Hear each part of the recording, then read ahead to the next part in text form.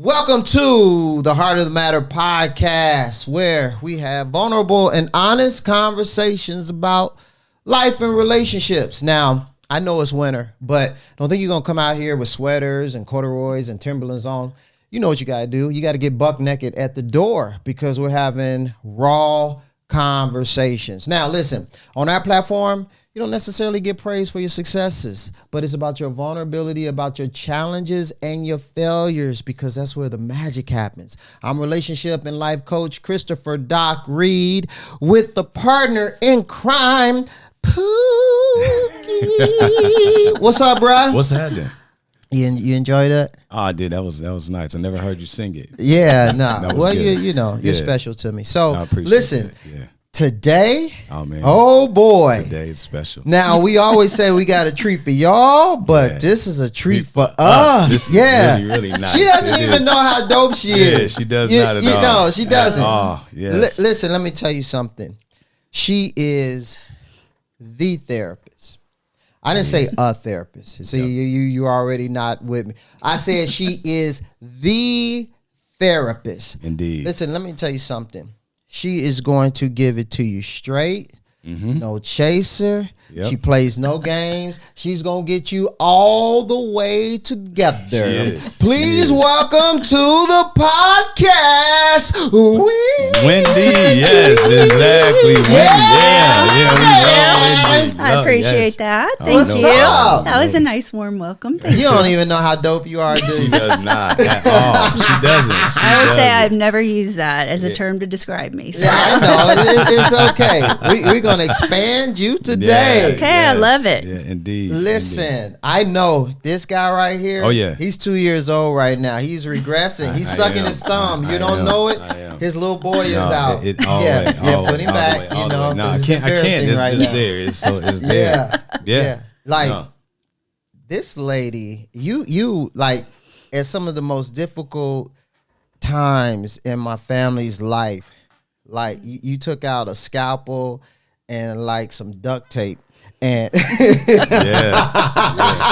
did you guys enjoy it? Yeah. Or was it real painful? And you got us together. Good. No, appreciate it. So before we get into this, we want to say please subscribe and share so we can continue to bring you this content because we love doing it. But, you got to help us stay around.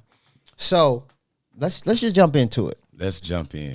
We got a bunch of stuff that we want to talk to you about, but I'm going to start here. So this social media world that we live in, like you are a bona fide, certified, licensed therapist, right? Correct. But now in the social media climate that we find ourselves in, any Joe Blow can give advice. Sure. Okay. Mm-hmm. So, you got TikTok and all the different platforms or whichever ones you may participate in. Like, have you ever just heard somebody and you're like, this guy or she's an idiot, but they got 4 million followers. Yeah. Like, how do you navigate that yourself when you're seeing, because, the advice space or the therapy space, whatever you want to call it, seems to have just exploded. So how do you respond to that? I have to say, though, I feel like there's some really amazing speakers out there, too. Mm-hmm. And I think it's opened up what mental health looks like being able to have conversations about it where it's like, there's not so much stigma around it. Like there's so much more men coming out. Like you see some really powerful, awesome male speakers. And I love it. I love Brene Brown. I love I like social media for a positive, you know, and my feed obviously is for reputable people that are coming into idiots, it, right? Yeah. So I really love the fact that we're able to be exposed to people who give really good advice and break things down in small clips of what can you digest. Yeah. When did that change? When did you've been in this space for a long time. When did that shift happen, in your opinion? For mental health, after COVID, for sure. Yeah. Absolutely, because I feel like it was understandable that we were all anxious, depressed, that environment wasn't healthy, right? And so we were all real vocal about it, and we weren't working, right? And the kids weren't in school, or they were in a hybrid school. So there was so much more time for everybody to be online. Oh, yeah. So I think then it was, we're struggling. Everyone was struggling. Yeah. And so I think it became much more socially acceptable to be able to say, I'm having a real hard time and I need help. Yeah. So before social media came around, right? Well, not before social media. Before it came healthy, right? And people, it didn't have the stigma on it, right? Mm-hmm. That's when I met Wendy.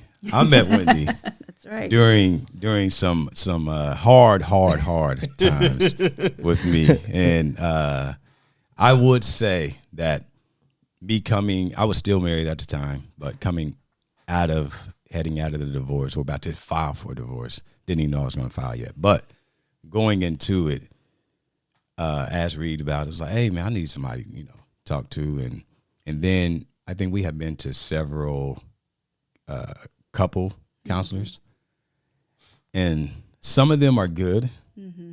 A lot were not. Mm-hmm. And when I say a lot were not, it's some of you get into it and you get to talking, and it seems to be they're only hearing half of what's being said, right, and then taking that and giving their opinion on it, right? Mm-hmm. And then you're leaving thinking, what did I just do? Mm-hmm. What did I just come into? And it's almost like a defeated feeling, mm-hmm, right? And when I went to talk to Wendy, didn't know what to expect, never met her.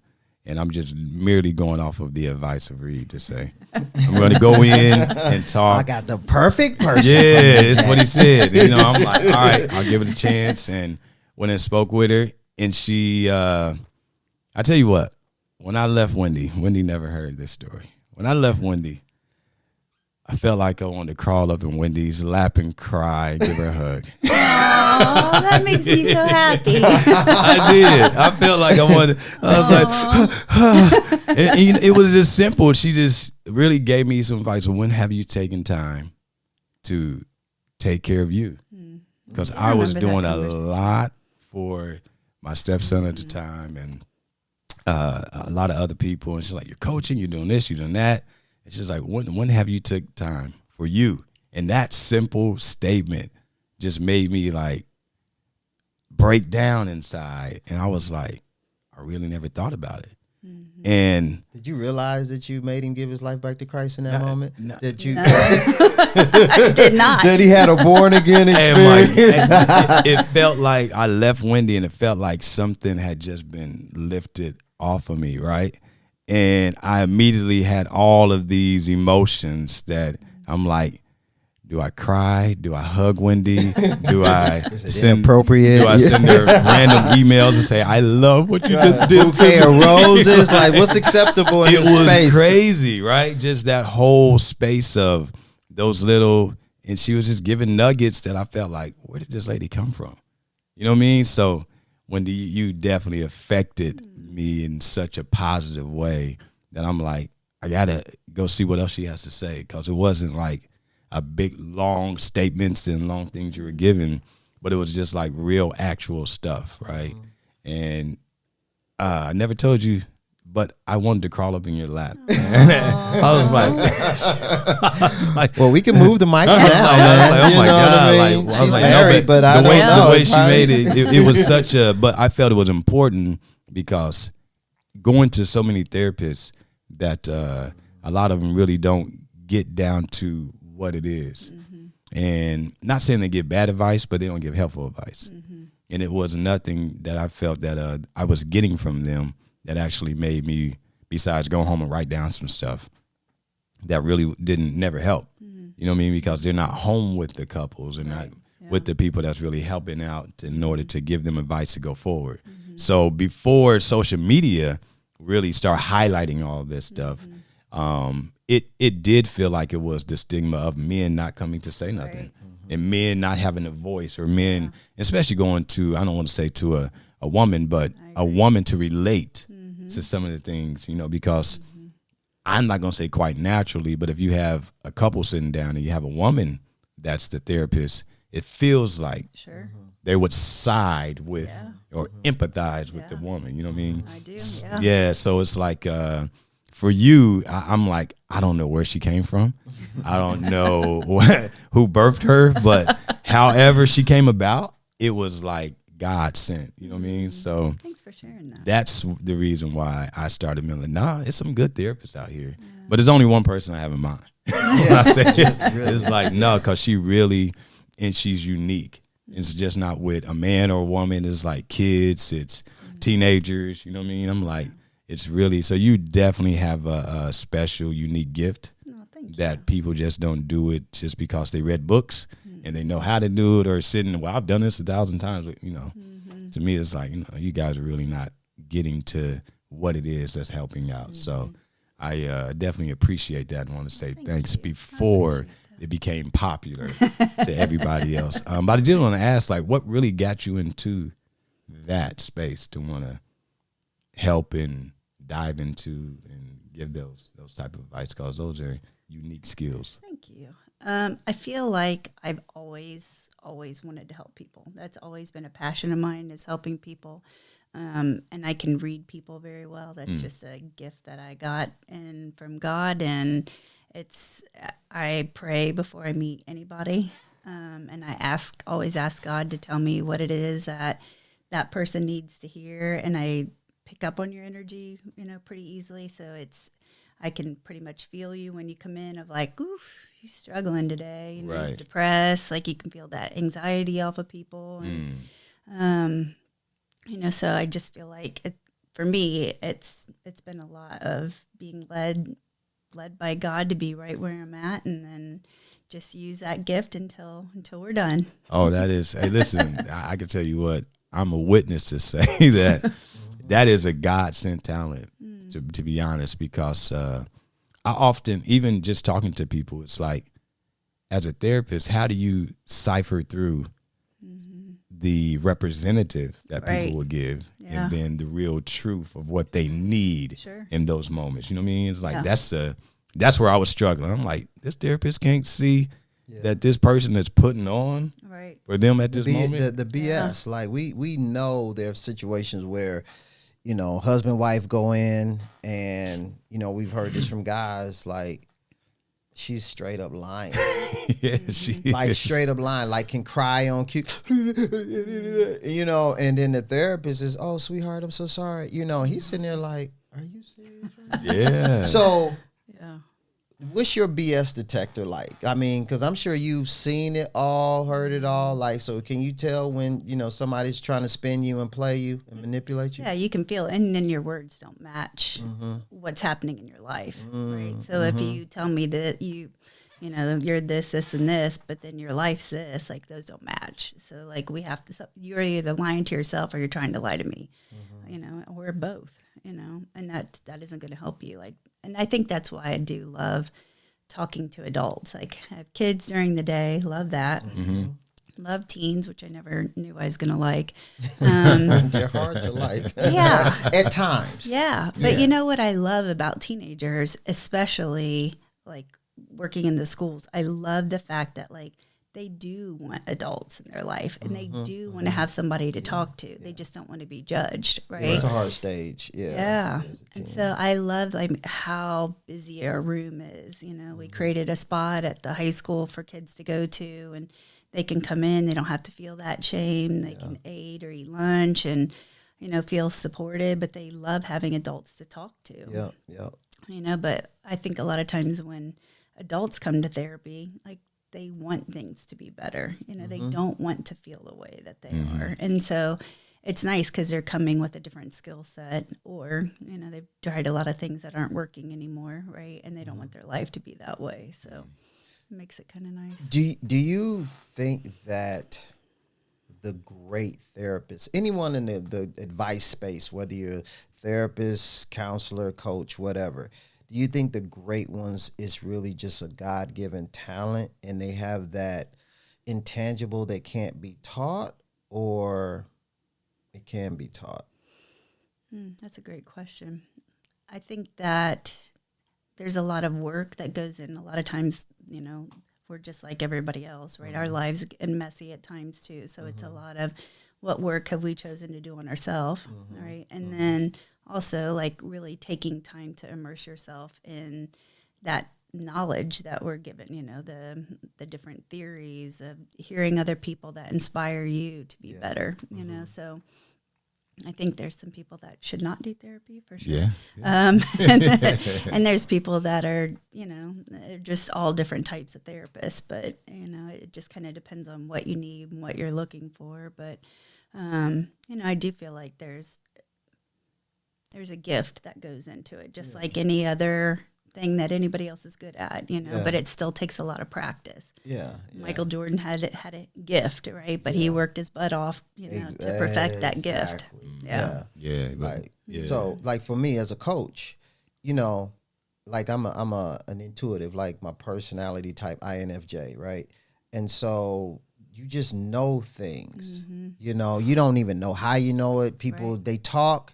It's like it's two conversations. You might experience this too. They're talking to you and you feel like God is, okay, blah, blah, blah, blah, blah. And you just say it. And sometimes you don't even know that it's so like you didn't know what you were saying to him was going to change his life, you know, the way that it did. You just, okay, this is what I'm seeing. Hey, you know, have you ever thought about, you know, but I think that's what makes it so magical. And then to your point, the hard work that you put in, I think it's because you like it.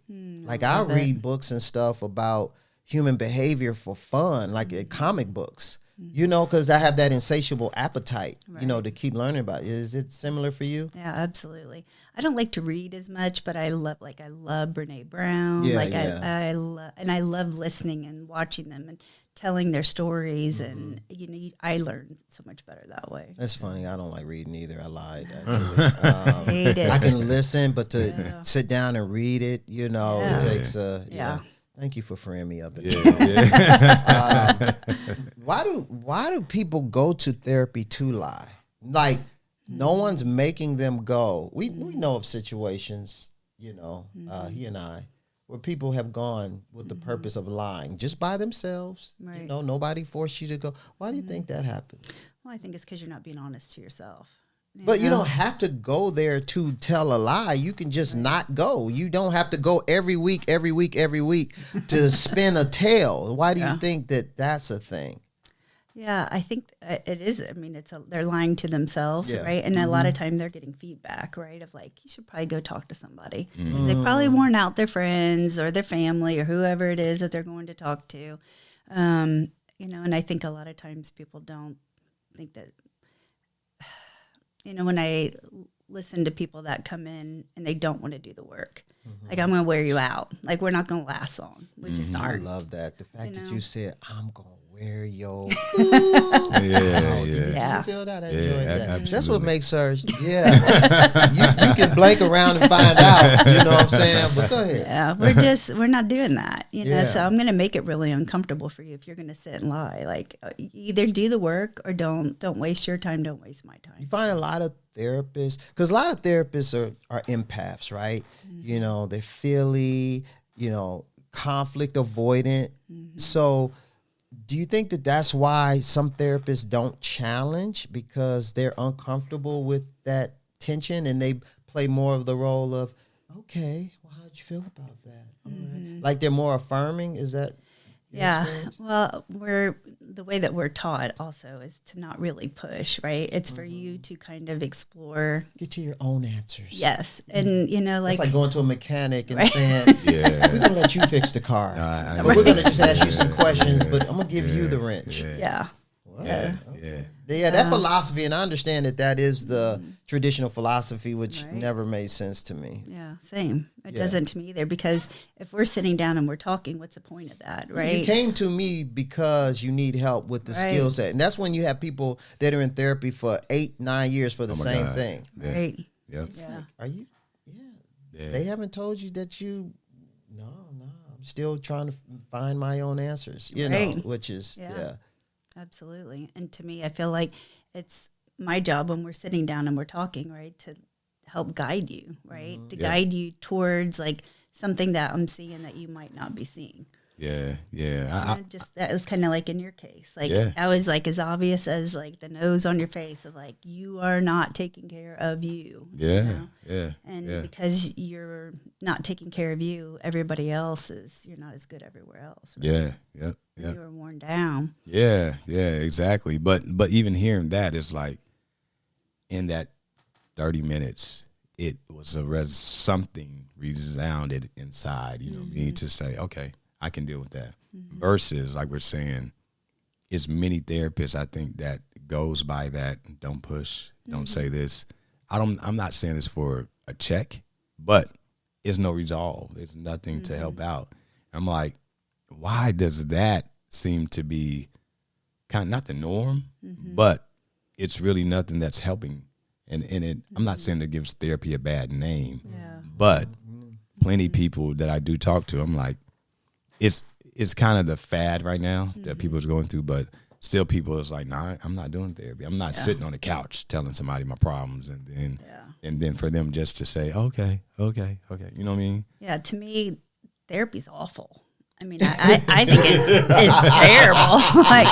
Wait a minute, hold on. This is a therapist. Okay. Yes. Licensed, she got a bunch of Terrible. alphabets and letters, but she just said therapy is awful. I love awful. it. I so It's love it. terrible. Like it is so vulnerable. Yeah. Like there isn't anything worse to me than that. Like you have to sit and you have to talk about things that are painful. Yeah, no, that you're it's rough. ashamed of or things that you're not doing well. Like you're not going to therapy because you're just rocking life out. No, that is you're not not. why you're there. Yeah, You know, yeah. so one, to talk to a complete stranger, and then two, you know, to sit and bring up all your ugly.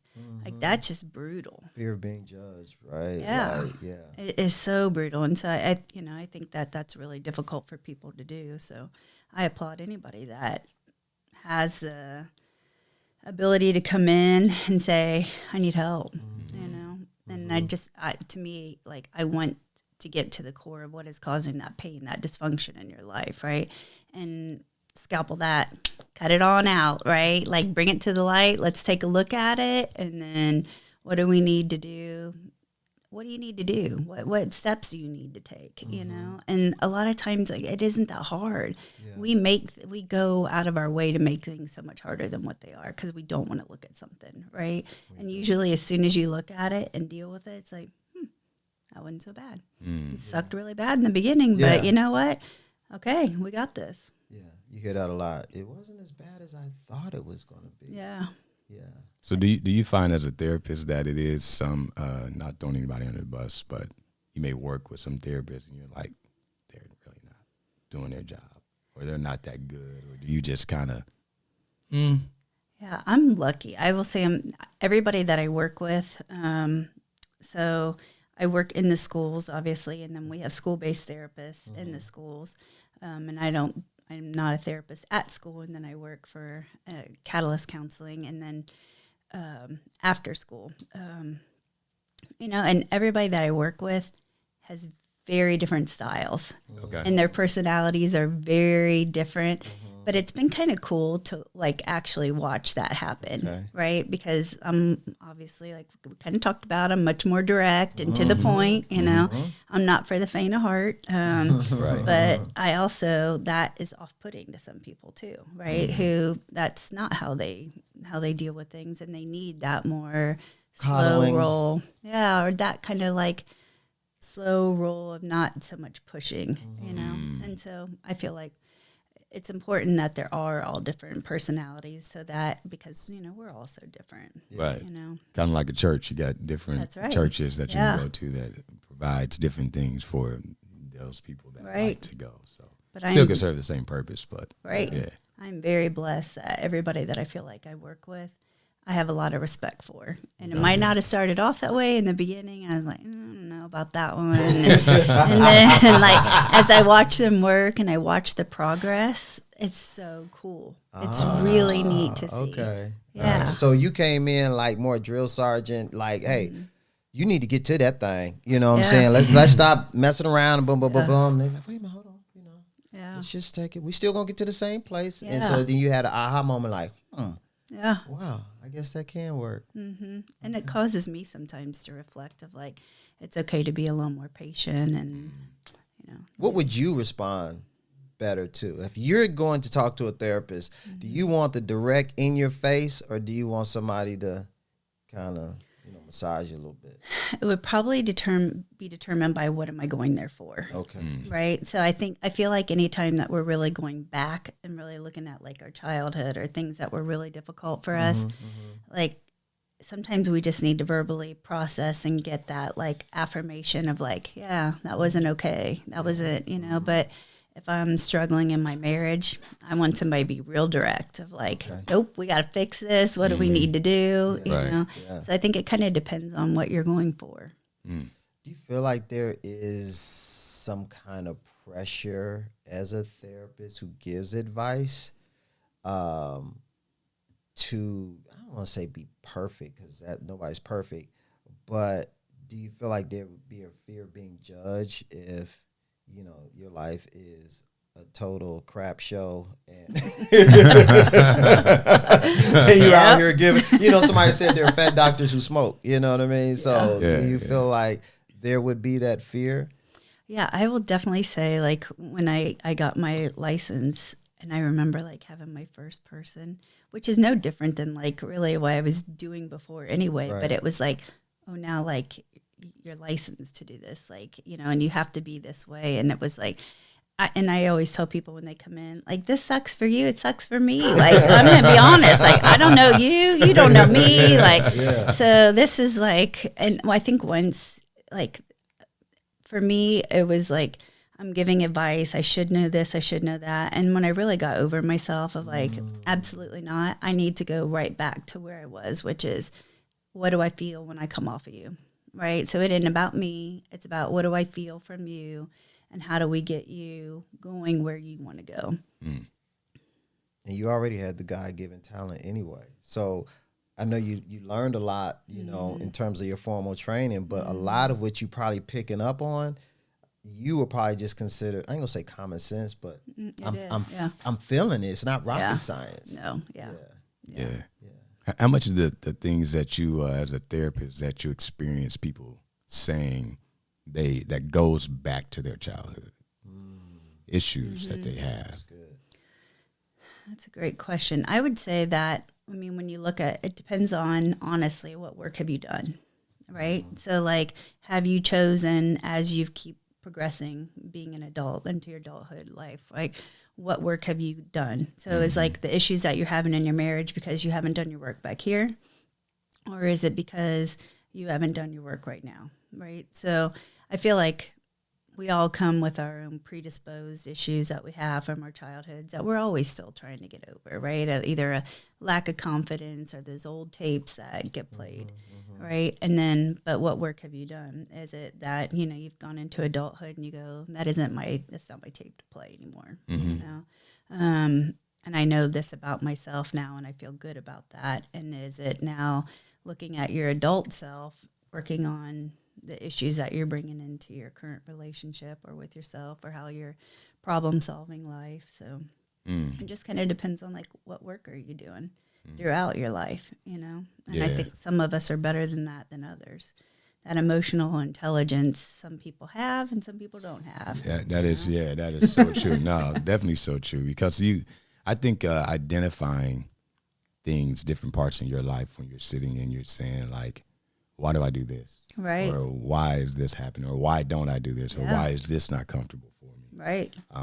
And obviously certain different phases, you can go from your mid-20s to not having kids and then having kids. And then you're like, why do I do this? Or why do I not, and how do I fix it? Or I just think a lot of times it's stuff that we reflect on that either we didn't have or we want it. Right. Or we want to provide and we don't know how. Yeah. You know what I mean? So it's like, but I don't know. I think some people get as old as 50s and they're just like, they're okay with how they are. And it's like, it's not okay to be that way. So that's why I was asking, like, a lot of that, is that from childhood, or they just kind of reverted to that as adults and just been comfortable with it? Right. So. Yeah, I agree with that.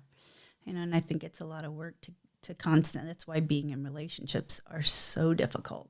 Because like you can feel like you're in a really good place, you know, like I've done my work, I'm good. And then you get in a relationship and that person sees you, really sees you and brings up stuff that you're like, ooh, I thought I had that one done.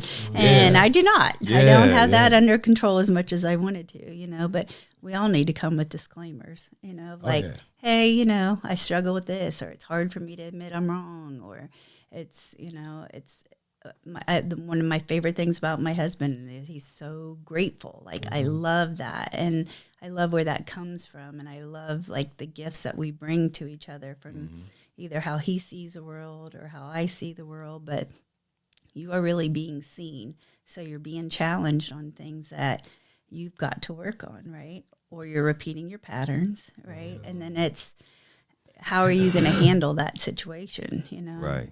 I love that. In school, we do the R factor, and it's the event. We don't have control over the events that happen in our life. Then you have plus the response. So the event plus the response equals your outcome, right? And we all can choose how we respond, right? But that's something that I feel like as we do our work, we keep getting better and better and better at what our response is, which means your outcome and your relationships are so different. So I really, really like that. But if you want to stay stuck, right, that's easy to do. And we can say, well, the reason why I'm this way is because of this that happened. Well, that's really not acceptable. Right, you know? Once you know it, like, unless you choose to stay stuck, you know, like you got to do your work to go, this is why I react the way that I do, or why the thought comes into my head, and this is what I need to do differently about that. Oh, yeah, makes sense. I think it was interesting for me as going in and out of marriages and relationships. It would be one thing, and I told Reed about this. I said, to me, it's easy to think you're getting over something or have challenged something when you're by yourself. I agree with that. You feel great. You're like, oh, I'm good. I'm doing good. I'm doing good. I'm getting up every day. Yeah, you know. That's right. I'm like, that's the easy part. Like, no, I'm over that. And then soon as you get in a relationship with something, it's like, hold on. It's coming up again. It's so true. So I'm like, I don't, you know, it's kind of easy but tough because people was like, some therapists is like, well, you need time by yourself, right? What you do? You need time by yourself. You need some time. When you get time, but if you've been so much time by yourself, I'm like, to me, it's easy because it's not avoidance, but I don't have anyone there to kind of challenge that. Absolutely. Or bring those things up that I had trouble in the past. Right. So I'm thinking, I done been to Wendy 5 times and I'm great paying her this money and I'm good, but I'm by myself. But then as soon as I get with, I'm like, why does this feel different? Right. Because now I was like, you're with someone that is going to bring those triggers up and challenges that you haven't had to deal with because you've been by yourself. So it's 2 different scales that you're weighing it on, because I can feel like I've handled those things by myself until I have somebody to be like, nah, dude, you're tripping. Yeah. So I agree with that. I think it's very difficult, like if you're a codependent person, to be alone, right? It's terrifying, you know, but then it's also terrifying to be in a relationship. Yeah. So it's one of those, and then I do agree, like the longer that you're alone, the easier it becomes, because you don't, you know, you don't have anybody saying, yeah, you need to take a look at that. I don't think that's right. Right. So that's a great point. And he and I go back and forth a lot about that conversation of, you know, should you be by yourself and quote unquote get healed, whatever that looks like, so that you're ready to go. I heard a very popular relationship coach. I think she got trained as a therapist, but never actually took the test or whatever.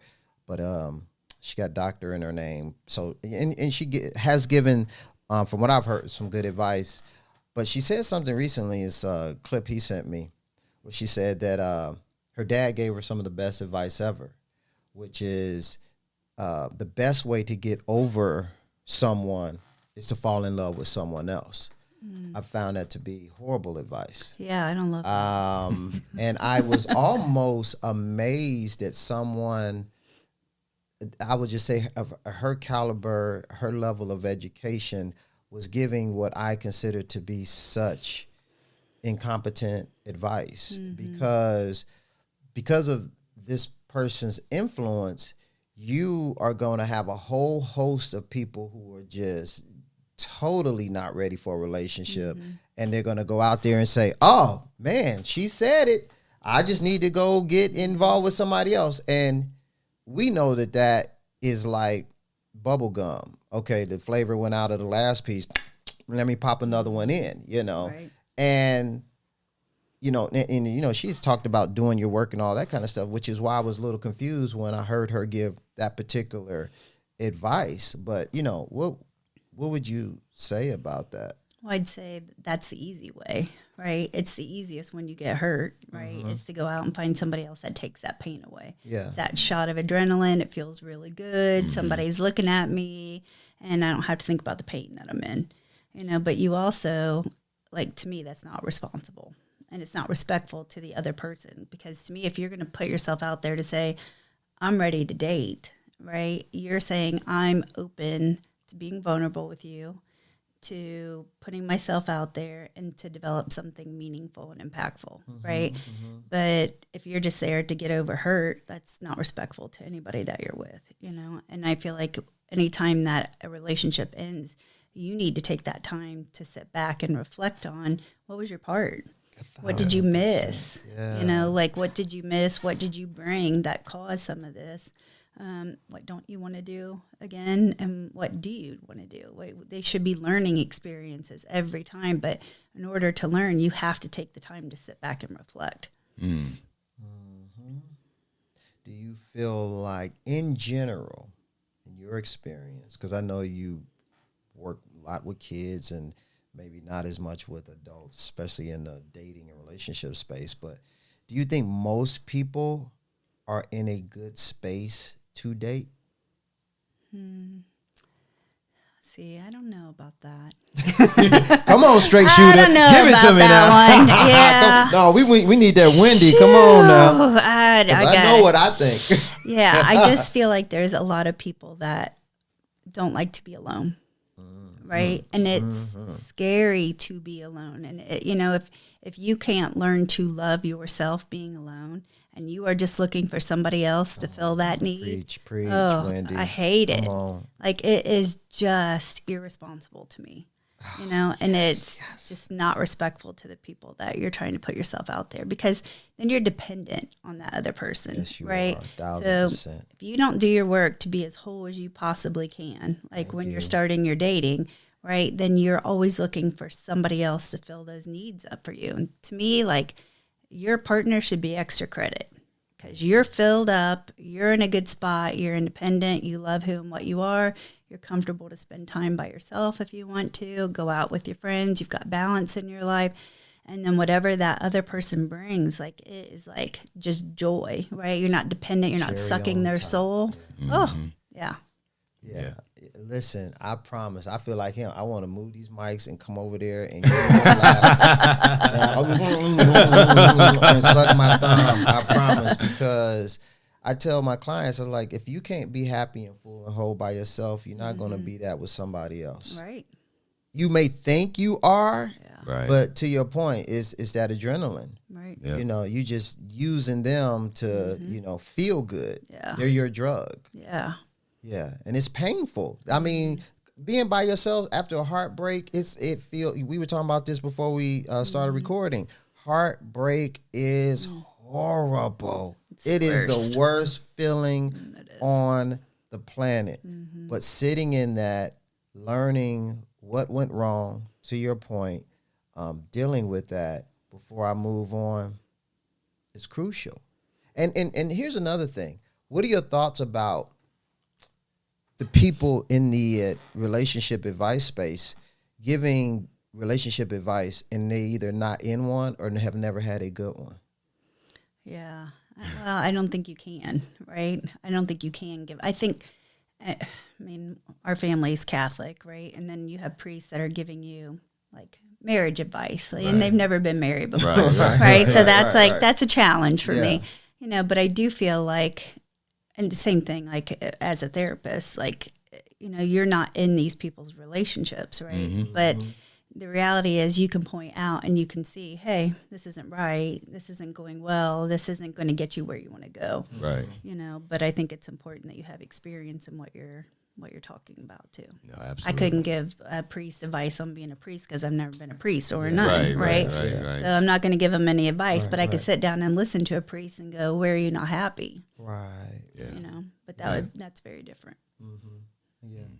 I mean, it's, and I don't want to make it sound like someone who's not in a good relationship cannot give advice that's good. Because, I mean, a 5-year-old can give you good advice, and you'd be like, how did you know? Because my daughter's plenty of times that said some stuff when they was little. I'm like, how did you even know to say some wise stuff like that? Yeah. But there is a level of experience.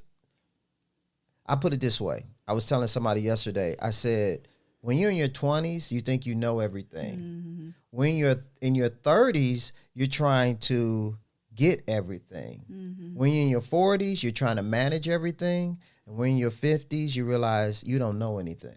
Yeah. But so if I try to tell my 20-year-old self that thinks I know everything, right?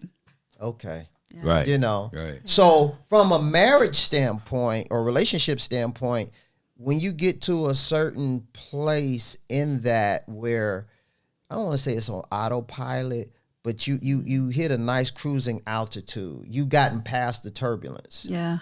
You know what I mean? Yeah, you can speak from a different place than you can when you on the tarmac, you know what I'm saying, in the runway, and you haven't really even taken off yet. So yeah, I agree with that. I think there's, kind of going back to what we were talking about that, taking that time to be whole, right? Yeah. Like, I feel like when you take the time to do that, like, it's so freeing, right? Because of the fact that that if you're in a relationship and if that relationship doesn't work, you're going to be okay. Yeah. Like, it still hurts, absolutely, right? Yeah. And there's a loss and a disappointment, but at your core, you're going to be okay, right? And I think that's where, like, when people are just jumping from one person to another person, it's because there is that fear of, if I don't have this, I'm not going to be okay. Right. And that is a terrible way to live. Yeah. Because then you're always adjusting your behavior and your responses based upon that fear, right? You're not ever being really honest. Yeah. What I love is when I first start working with a client sometimes and they just got out of a bad relationship, and they're always asking me, the same question, because I may tell them, listen, we want to put dating on pause for about a month or so.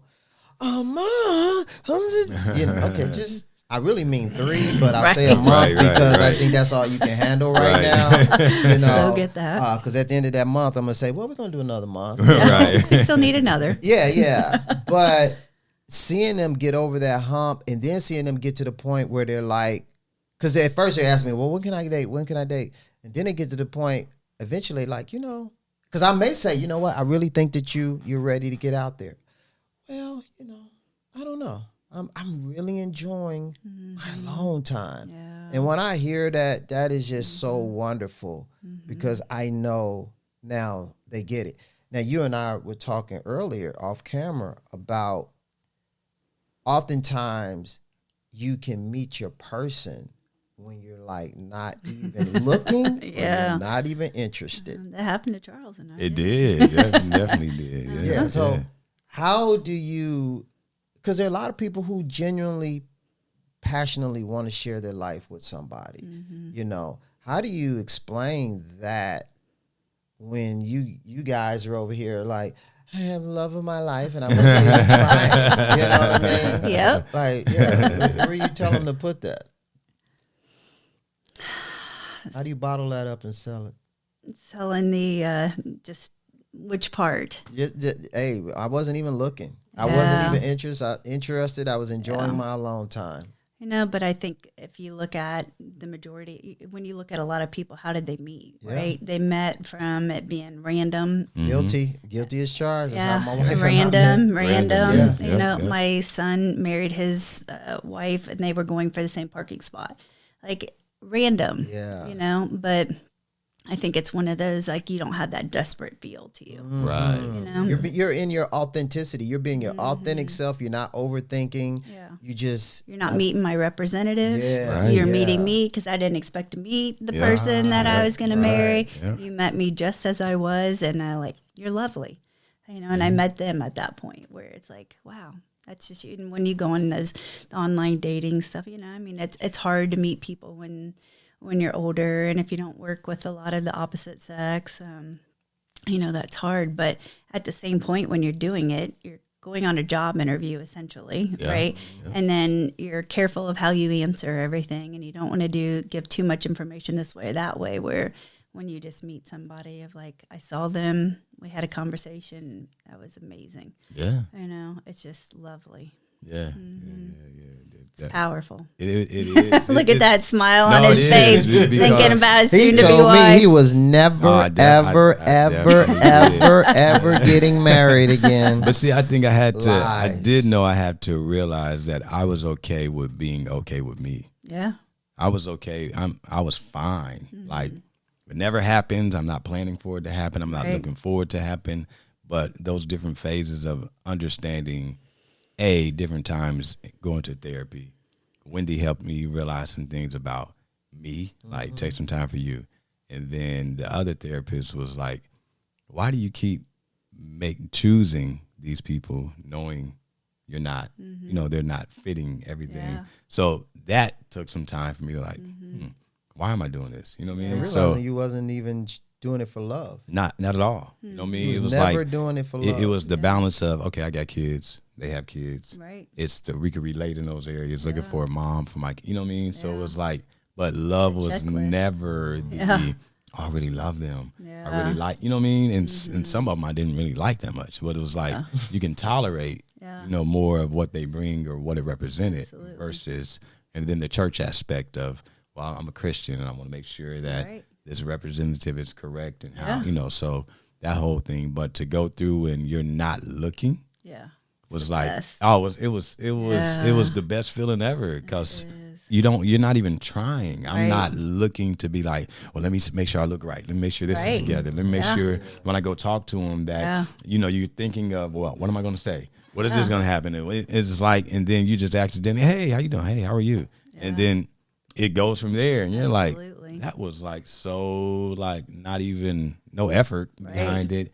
And you really just met them and they're not putting on a front. Right. You're not putting on the front. You know what I mean? So it's like when I tell some of my buddies, I'm like, dude, you got to stop trying. Right. When you stop trying, that's when it happens. It will definitely be. It will happen for you. Yeah. But you're so stuck on trying that you're trying to look for the perfect one and look for this one and what if they don't fit this? What if it's like you're going through all of these things to try when you really just need to stop. I agree Stop, with that. Relax, chill out, start getting some things and thinking about the things that you were doing to get you in those situations and what you know you need to work on, you know.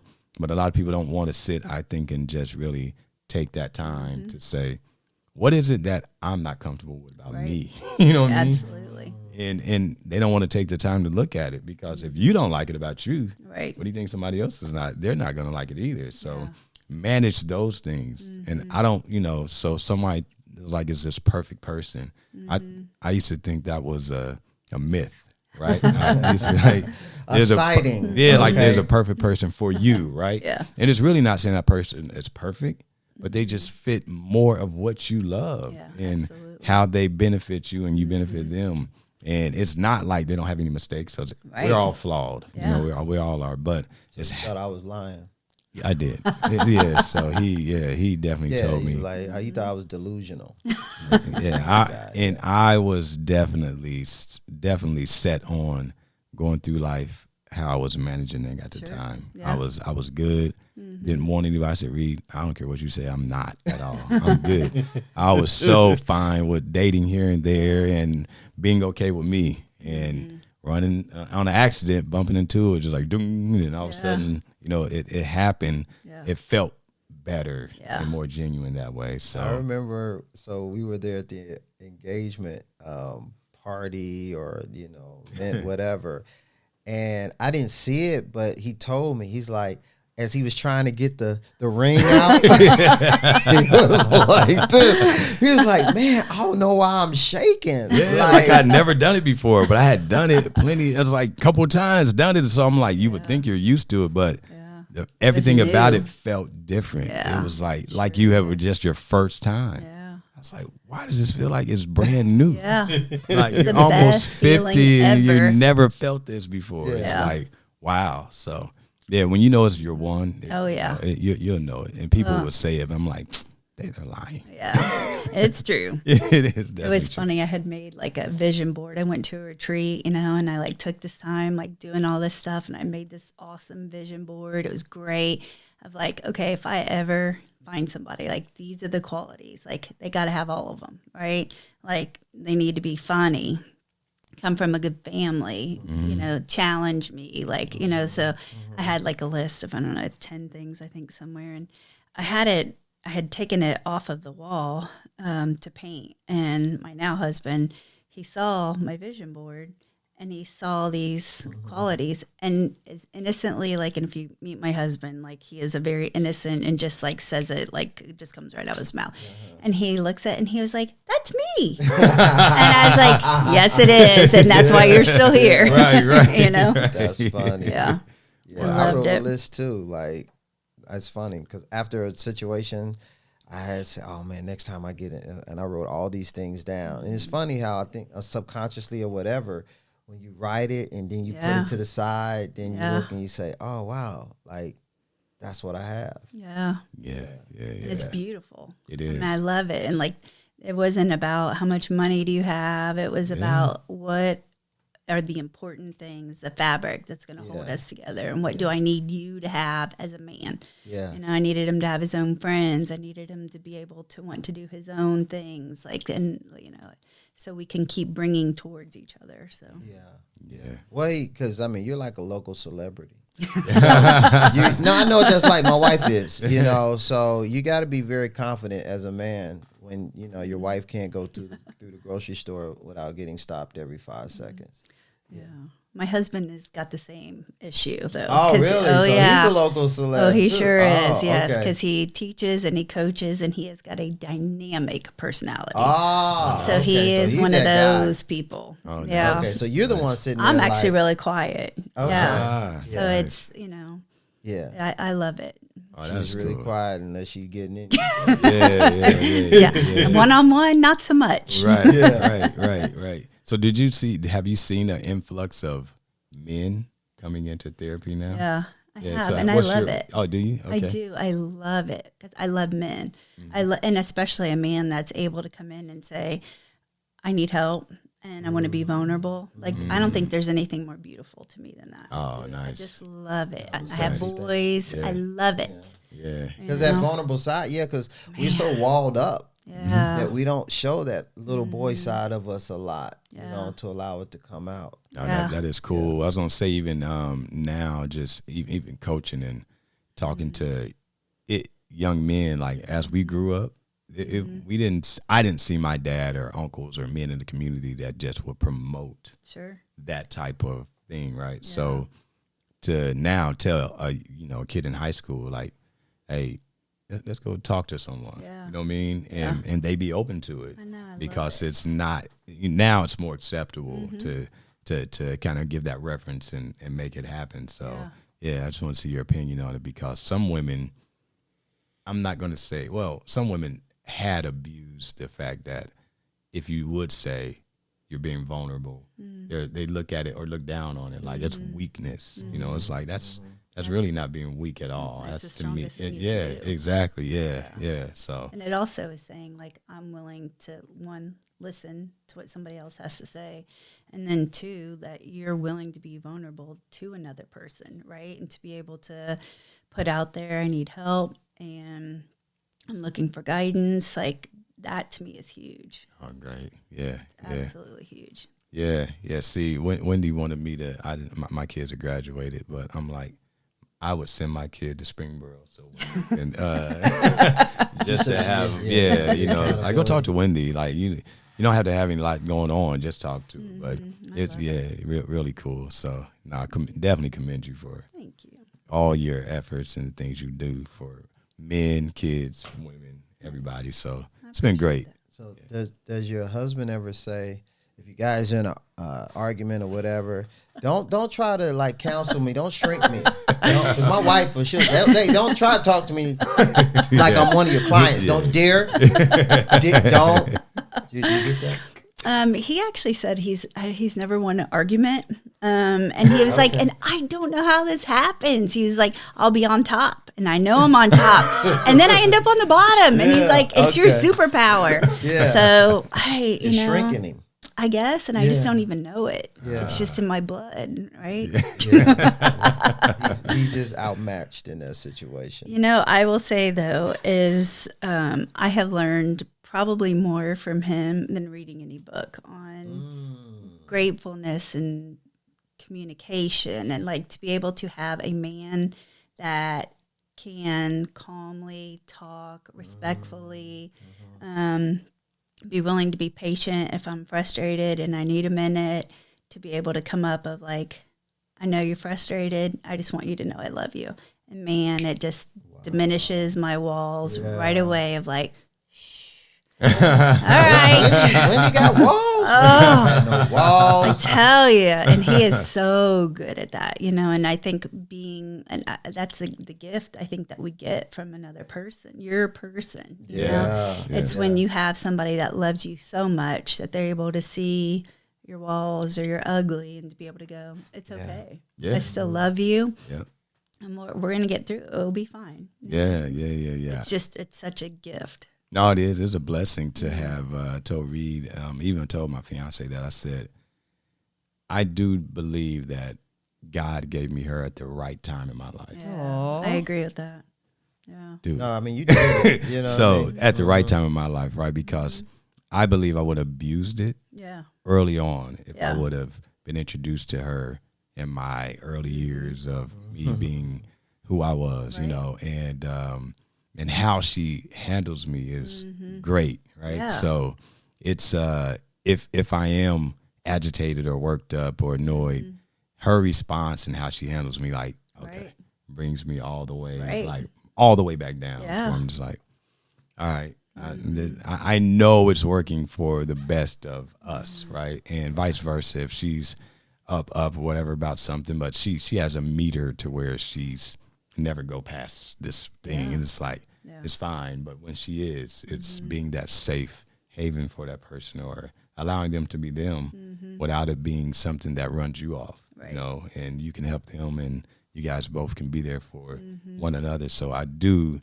believe is that knowing how to handle each other in the right season, and being with that right person, and going through the divorces to see what I did wrong and why, and those things that I was doing that helped contribute to that, right? Sure. And that's another thing that I tell my buddies as I go through. I'm like, if you're steadily pointing the finger at somebody else, I don't think you've taken time to start doing the work on what you did to help contribute. Absolutely. So I just think that's part of going through many bad therapists all at the same time, right? It's like you guys are giving some advice that I don't think is about to help us out, but it's good in something for everybody. So if you take time to listen and kind of apply what's needed for you, I think it helps you grow, go forward, and identify the things that you did do to help contribute to those different subjects or whatever it was. Right. So, yeah, and the hope is every relationship you get in, you're better at, you know, than what you were before. Yeah. That you're not bringing the same you that you were in the last relationship. Exactly. You know, it should be a much more improved, better version. You might still have the same issues to work on, right? But you should have learned how to tame your response in a much better way.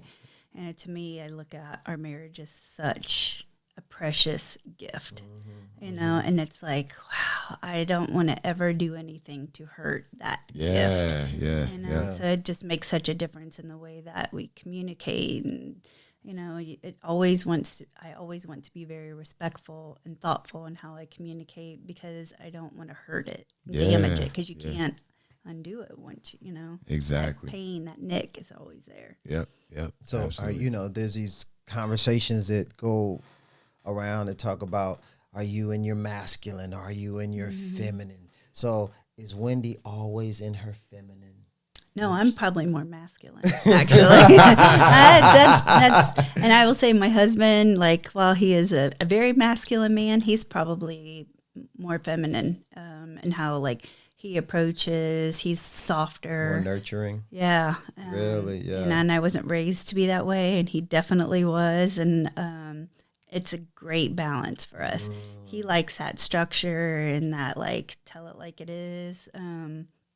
And then he's made me softer, because he is able to approach me in such loving, caring ways. Then it takes that masculine kind of little wall up a bit and just like, it's, and that is such a beautiful gift as a female to get, where you don't have to carry everything. Yeah.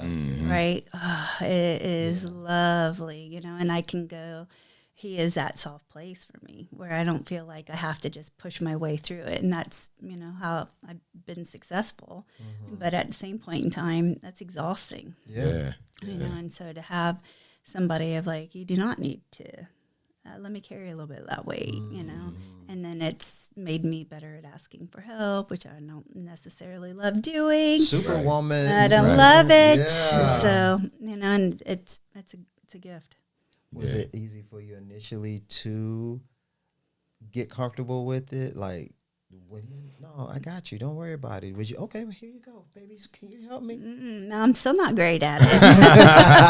Just ask him; he'll tell you. And he'll be like, "It's your body. If you want to keep doing that, you want to keep trying to lift that. You know, he's a lot stronger than I am." But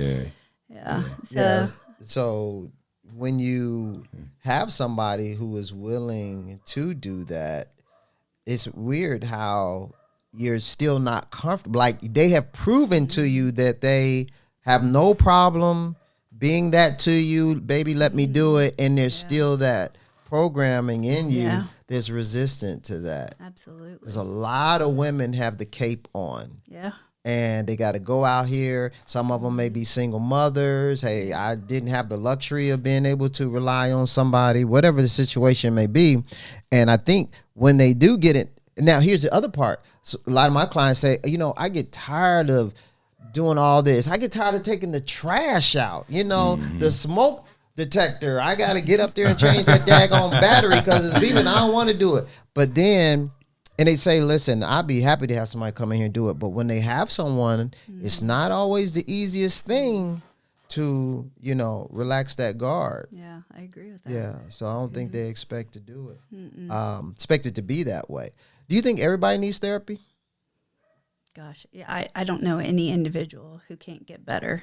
And that to me it's just like, if you go to the gym, you're always going to be better if you have a personal trainer with you, but I do feel like you need to do your work. Like, you go to therapy, you do your work, and then you should be good. But I feel like as you want to keep going to a different level as a human being, another set of eyes or advice or taking a look at things, like, I think that's so important. You can't ever, like, if you're lifting weights, the only way you're going to get better is to have somebody else training you, pushing you, doing something else, right? But then you have a personal trainer, you've used your 6 sessions, you're good to go. But then when you need to get to that next level that you want to go to, in your training or whatever, you use somebody to help you, and that's what therapy is. Yeah.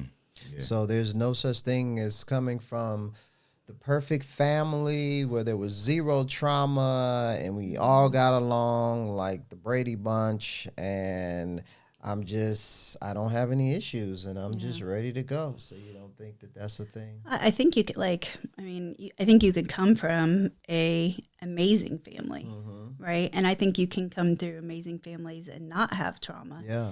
But we're still only as good as what we are, right? Yeah. And then you're still going to mismanage how you either think, your own insecurities or where you feel shame or, where you struggle to be vulnerable, or how do you communicate in a respectful way? Like we're talking about with relationships, like every person's going to bring out a different side of you. Absolutely. So it's great if you don't come from a lot of trauma. That's fantastic. It's just less work, less baggage that you got to go through and check, right?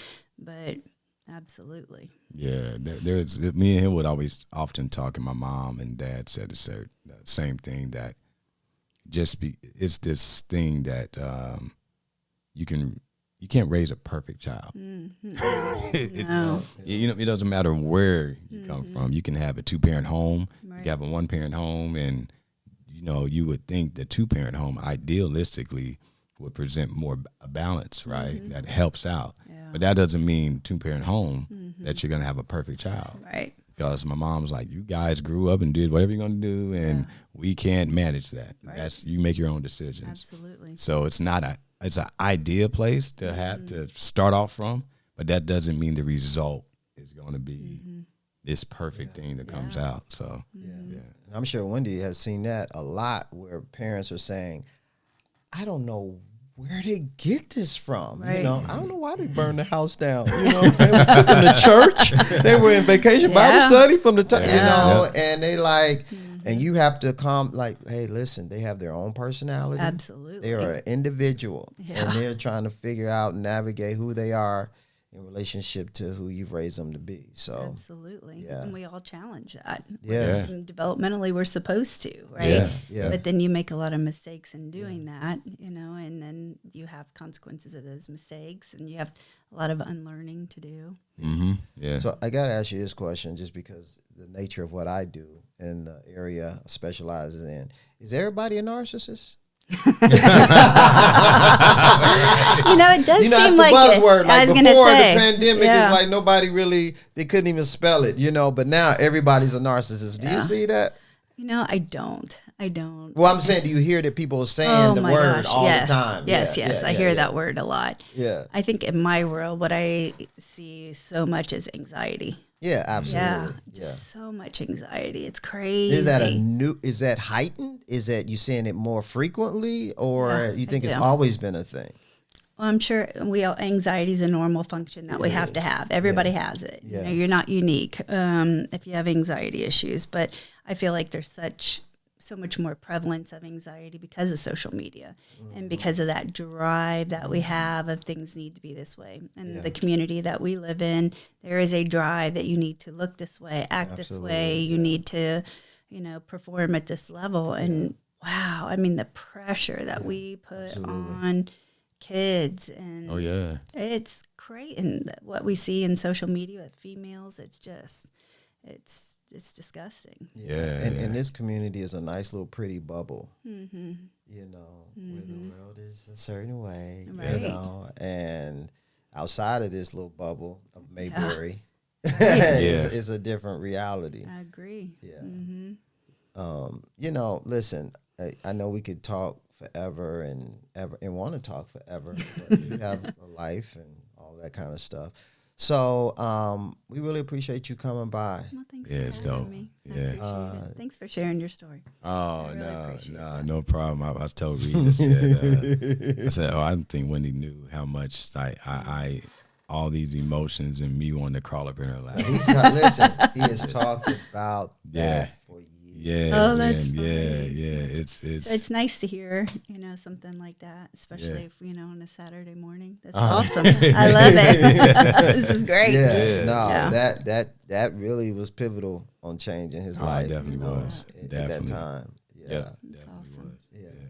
So we might have to take our show on the road and just have these real talks, like Sounds great. in the public. Oh yeah, definitely. So appreciate y'all for hanging out with us. It was our privilege and pleasure to share our wonderful, secret weapon with y'all. Exactly. Yeah. And I know you were blessed, because we've definitely been blessed. So, hey, y'all take care. God bless. Peace. Peace.